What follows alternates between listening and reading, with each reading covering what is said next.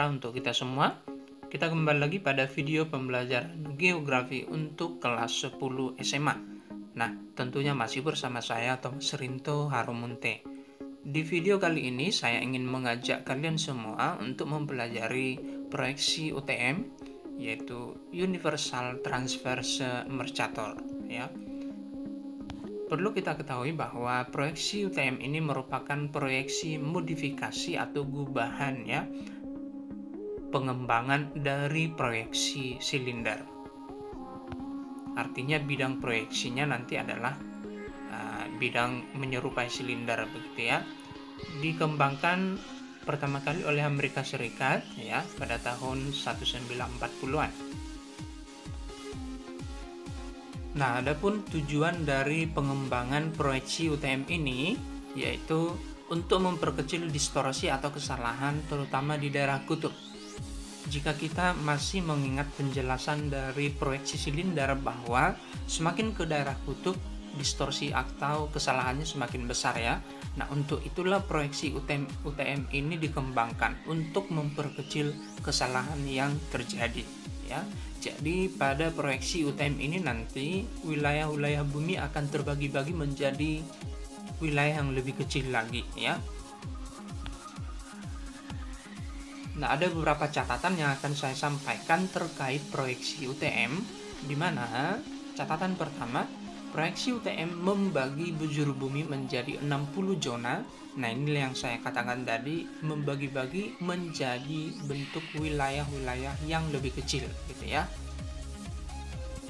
Nah, terdiri dari zona 1 sampai zona 60, ya. Penamaannya adalah zona 1 sampai zona 60, di mana setiap zona memiliki lebar 6 derajat. Zona pertama, zona bujur pertama dimulai dari 180 derajat bujur barat sampai 174 derajat bujur barat. Sedangkan zona bujur 60 berada pada 174 derajat bujur timur sampai 180 derajat bujur timur. Jadi memang bujur baratnya terdiri dari 30 zona, sedangkan bujur timurnya terdiri dari 30 zona. Artinya apa? Zona ke-31 itu dari 0 sampai 6 derajat bujur timur, ya. Zona ke-30 dari 6 derajat bujur barat sampai 0 derajat, begitu ya. Nah, selain membagi bujur, proyeksi UTM juga membagi lintang bumi menjadi 20 zona. Penamaannya zona huruf, ya. Mulai dari zona C, D, E, F, G, H, I tidak termasuk, ya, langsung ke J, K, L, M, N, O juga tidak termasuk, langsung ke P, Q, R, S, T, U, V, W, dan X. Jadi kalau kita totalkan ini semuanya berjumlah 20 zona, gitu ya, dimana setiap zona lintangnya memiliki lebar 8 derajat. Zona pertama atau zona C itu dimulai dari lintang selatan, ya, dari 80 derajat lintang selatan sampai 72 derajat lintang selatan. Tadi lebarnya 8 derajat, ya. Sedangkan zona X atau zona ke-20 sudah pasti berada di dekat dengan kutub utara, ya, di lintang utara, berada pada 72 derajat lintang utara sampai 84 derajat lintang utara. Nah, jadi perlu kita ketahui bahwa proyeksi UTM tidak memproyeksikan zona pada lintang 81 lintang selatan sampai 90 lintang selatan, termasuk 85 lintang utara sampai 90 lintang utara. Jadi batasnya di selatan itu sampai 80 derajat saja, sedangkan di utara batasnya sampai 84 derajat saja. Nah, ada yang berbeda di sini pada zona X, ya. Kalau kita hitung lebarnya ini kan sudah tidak 8 derajat lagi, ya. Dari 72 derajat sampai 84 derajat itu kan sudah 12 derajat lebarnya. Jadi ini pengecualiannya, khusus zona X lebarnya 12 derajat. Untuk zona-zona yang lain mulai dari C sampai W itu memiliki lebar 8 derajat, ya. Nah, berikut merupakan kenampakan dari hasil proyeksi UTM, di mana lintang bumi dibagi menjadi 20 zona dan bujur bumi dibagi menjadi 60 zona ya. Zona bujur dimulai dari bujur barat 180 bujur barat, lalu diakhiri dengan 180 derajat bujur timur ya. Sedangkan lintangnya mulai dari C di lintang selatan ya, kita bisa lihat yang ada di kanan ini, C, D, E, F, G, H langsung ke C, K, L, M, N langsung ke P, Q, R, S, T, U, V, W, dan X. Nah, kalau kita lihat X-nya ini lebih lebar daripada yang lain, dari 72 sampai 84 ya.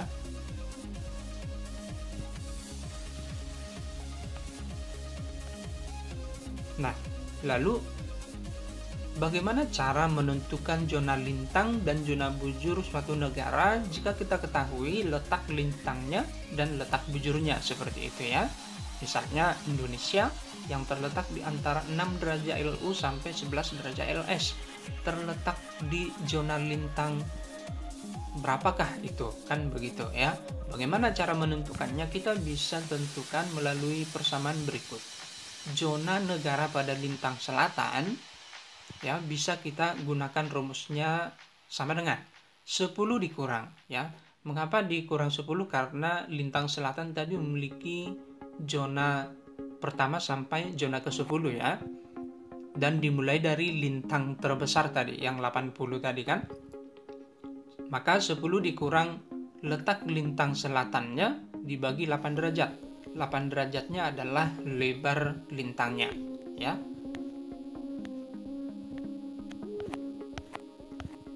Lalu untuk zona pada lintang selatan tadi mulai dari C, D, E, F, G, H, J, K, L, dan M. Ini 10 ya. 10. Jadi tidak ada di luar dari zona ini yang berada di lintang selatan. Selalu lintang selatan, negara-negara yang berada di lintang selatan selalu berada pada zona antara C sampai M ya. Nah, lalu untuk menentukan zona negara yang berada di lintang utara, maka rumusnya 10 tambah lintang utaranya berapa letaknya, lalu kita bagi dengan 8 juga. Nah, khusus untuk hasil pembagian dari zona lintang utaranya, kita harus bulatkan ke atas jika hasilnya desimal. Katakanlah letak lintang utaranya dibagi 8, hasilnya adalah 3,02, maka itu sudah menjadi 4 ya. 4,51, maka itu sudah menjadi 5 gitu ya. Kita bulatkan ke atas ya. Dan kita harus tambah 10 karena apa? Karena di lintang selatan tadi sudah 10 ya. Sudah pasti lintang utara itu dari zona ke-11 sampai zona ke-20, maka kita tambah 10 begitu ya. Nah, jadi ini zona pada lintang utara sudah pasti dari N sampai X ya. Nah, lalu untuk menentukan zona bujur ya. Untuk zona bujur barat rumusnya ya hampir sama dengan zona lintang selatan tadi. Karena dimulai dari bujur barat tadi, maka kita harus kurangkan 30 ya. Di bujur barat itu dimulai dari angka bujur terbesar ya 180 derajat tadi, dan di bujur barat jumlah zonanya 30 kan. Maka kita kurangi dengan 30 ya. 30 dikurang letak bujur baratnya berapa dibagi dengan 6 derajat ya. Sekali lagi bahwa zona bujur barat itu berada pada zona 1 sampai 30. Lalu untuk menentukan zona bujur timurnya, kita harus tambahkan 30. Karena apa? Karena sudah dari zona 31 sampai 60 dia ya. Zona 1 sampai 30 tadi di bujur barat gitu ya. Maka 30 tambah letak bujur timur dibagi 6 derajat. 6 derajat tadi lebar bujurnya ya. Sama halnya dengan yang di lintang utara tadi, untuk bujur timur juga kita harus bulatkan ke atas ya. Misalnya 0,1 itu sudah harus kita tambah 1. 5,002 itu sudah kita harus bulatkan menjadi 6 gitu ya.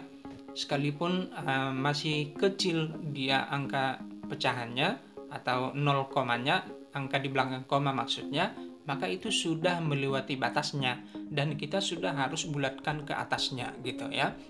Berbeda dengan zona pada lintang selatan dan zona dengan negara di bujur barat. Itu tidak perlu kita bulatkan, katakanlah 0,1, maka kita harus kurangkan dengan 0 karena dikurangkan ini kan lintang selatan dan bujur barat ini sama-sama dikurangkan. 5,001 itu tetap kita kurangkan 5 ya. 5,9 tetap kita kurangkan 5 begitu ya. Lebih jelasnya coba kita lihat contoh. Indonesia 6 derajat lintang utara letaknya ya sampai 11 derajat lintang selatan. Dan 95 derajat bujur timur sampai 141 derajat bujur timur. Kalau kita hitung zona lintang selatannya ya dari 11 derajat dulu ya, sama dengan 10 dikurang ya, kita masih ingat tadi rumusnya ya, 10 dikurang letak lintang selatannya yaitu 11 derajat dibagi 8 derajat sebagai lebar bujur ya, sama dengan 10 dikurang 1,25. Tadi untuk lintang selatan tidak perlu kita bulatkan, tetap ini 10 dikurang 1 ya, artinya pada zona ke-9. Kalau kita hitung tadi zona ke-9 ini ya, lintang selatannya C zona pertama, D, E, F, G, H, I, J, K, L. I tidak termasuk ya. L, maka L yang ke-9 ini kan artinya lintang selatan Indonesia berada pada zona L gitu ya.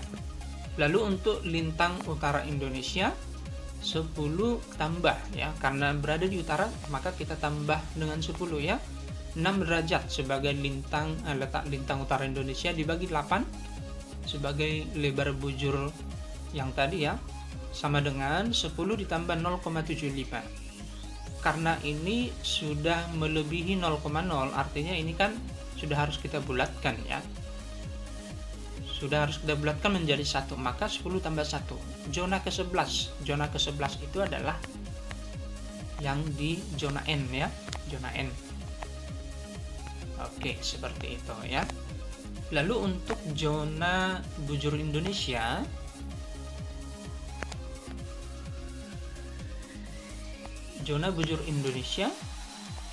karena Indonesia sama-sama di bujur timur ya, maka kita tambah 30 tambah 95 derajat per 6 tadi lebarnya, sama dengan 30 tambah 15,8. Ini harus kita bulatkan karena bujur timur ya. 30 tambah 16 berarti 46 ya.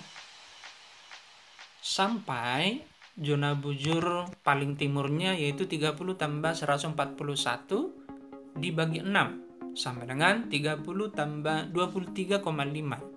Ini juga harus kita bulatkan menjadi 24. Kita tambahkan dengan 30 tadi, maka paling timurnya berada pada zona 54. Artinya apa? Bahwa letak bujur Indonesia berada pada zona 46 sampai 54 ya. Sedangkan letak lintang Indonesia berada pada zona L sampai N. Nah, seperti itu cara menentukan letak lintang berada pada zona berapa, letak bujur berada pada zona berapa gitu. Agar lebih jelas, apakah terbukti Indonesia pada zona tersebut? Nah, Indonesia kan dari 95 sampai 141 ya. Kalau kita lihat di sini ada zona 46N sampai 54N gitu ya.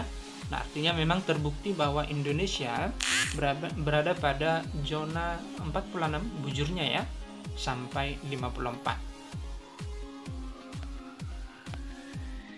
Agar lebih jelas, coba kita lihat contoh kedua ya. Ini ada Brazil yang terletak pada 5 derajat LU sampai 33 derajat LS. Ini lintangnya hampir sama dengan Indonesia, ada di utara, ada di selatan ya. Dan 46 derajat bujur barat sampai 74 derajat bujur barat. Berbeda dengan Indonesia yang semuanya di bujur timur, kalau Brazil semuanya di bujur barat ya.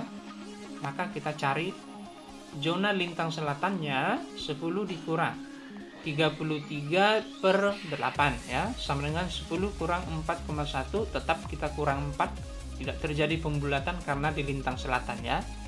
Berarti zona ke-6. Kalau zona ke-6 kita lihat tadi di sini C itu zona pertama, D, E, F, F itu zona keempat, G, H. H itu zona ke-6 ya. Maka berada pada zona ke-6.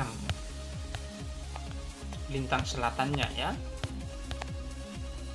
Lalu untuk lintang utaranya 10 ditambah 5 derajat tadi lintang utaranya per 8 sama dengan 10 tambah 0,05. Ini harus kita bulatkan menjadi 1. Berarti 10 tambah 1 ya. Zona ke-11, tetap zona N ya.